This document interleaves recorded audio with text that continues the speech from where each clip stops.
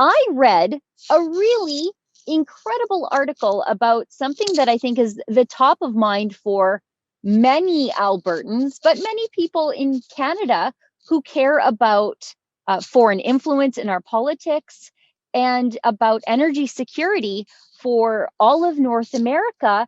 And that article in the Toronto Sun was titled "Killing Keystone XL is Biden's Gift to Trudeau." And I think you know who wrote that.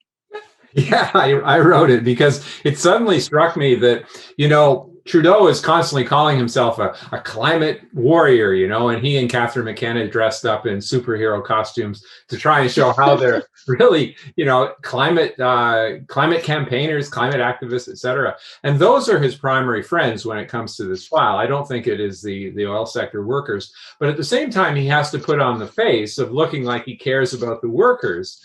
So who's he going to alienate? Is he going to alienate his climate activist friends by allowing the Keystone XL to continue? Or is he going to alienate normal Canadians by canceling one of the most important projects in Canada? So Biden has done him a huge favor because now he doesn't have to make any decision. He doesn't have to annoy anybody because he just says, well, Joe Biden did it. There's nothing I can do about it. Sorry, move on.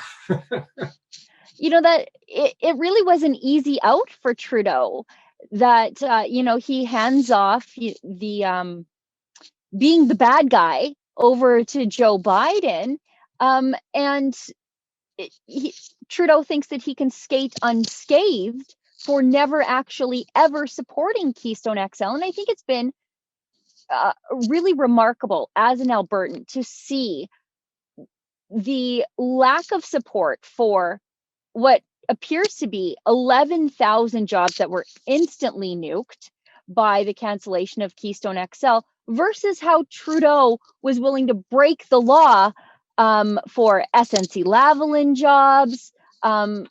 He backed a crooked Quebec engineering company, a company that is accused of buying hookers for Muammar Gaddafi's kids. He was willing to break ethics laws for that. And yet we get it's Biden, so it's whatever. That's what we get here in Alberta when it comes to Keystone XL. Yeah, exactly. And of course, Trudeau has been laying the groundwork for the cancellation of this pipeline forever, really. And in fact, it's interesting that in the French version of his speech just last week, he was saying, and he didn't say this in the English version as far as I know, but regardless, he said that Biden's objectives and his perspectives actually align very nicely with Trudeau's. So he's sort of saying it's okay for you to cancel the pipeline. And also, of course, as I say, he's been laying the foundation for the cancellation by promoting the mindset that we have to stop, go to carbon neutral by 2050. So out of one side of his mouth, he says, oh, yeah, sure, I stand up for the Keystone pipeline. But then the other side of his mouth, he's supporting the climate scare. And of course, the climate folks want to end all fossil fuels. And this is where I think Jason Kenney and a number of the American governors are really off base in their arguments in favor of the pipeline. They're constantly saying, well, it's a much cleaner way to transport fuel than by trucks or by rail. And they're right. That's completely true. But it's irrelevant to the climate activists and the people who want to kill all fossil fuels because, sure, they killed Keystone XL. And if they start doing it by truck more, they'll try and kill that. If they want to do it by rail or by ship doesn't really matter. Their overarching objective is to kill all fossil fuels. So the next thing Kenny says is, well, if the Americans don't get the oil from us, they're going to have to get it from foreign dictators. Well, yeah, that's true also. But again, it's irrelevant. And Sheila, I made up a bit of an analogy, I think, that will show how silly their arguments are. And their arguments are destined to fail because they're saying, on the one hand, we have this great climate crisis. And, the war room, when they were defending the project after Biden's cancellation, if you actually look at the statements they made, what are they called? The Alberta, let's see, here we go. It's called the Canadian Energy Center. That's their war room. They actually use language that boosts the climate scare in their rebuttal to Biden. Okay, and even the Canadian Chamber of Commerce, Perrin Beatty, did the same thing. So all these groups seem to feel that they can give virtue signaling to the climate scare and that there won't be consequences. Well, of course there are consequences. The consequences are that Biden says, and he could assemble a very good television ad for Canadians if he wanted, go through YouTube, pull out videos of Kenny, of Scott Moe, of Trudeau saying, we have a climate scare, we have to go carbon neutral.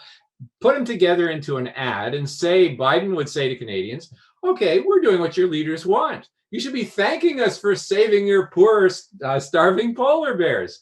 But instead, they use weakling arguments from Canada and the governors. What they really should simply say is, look, you cannot run an industrial society on wind and solar power. Because if you look at Biden's comments over the months, he's actually been suggesting you can replace oil with wind and solar. You can't do it. And the second thing is, of course, the Keystone is causing no climate crisis. And that's something that they're all afraid to say. And yet, without saying that, they're not addressing the major reasons that Biden killed it.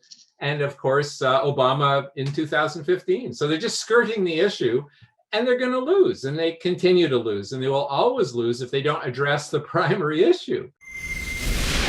If you'd like to get access to my show, as well as other great TV style shows too, like Ezra's Nightly, Ezra Levant Show, and David Menzies' Friday night show, Rebel Roundup, just go to rebelnews.com/subscribe.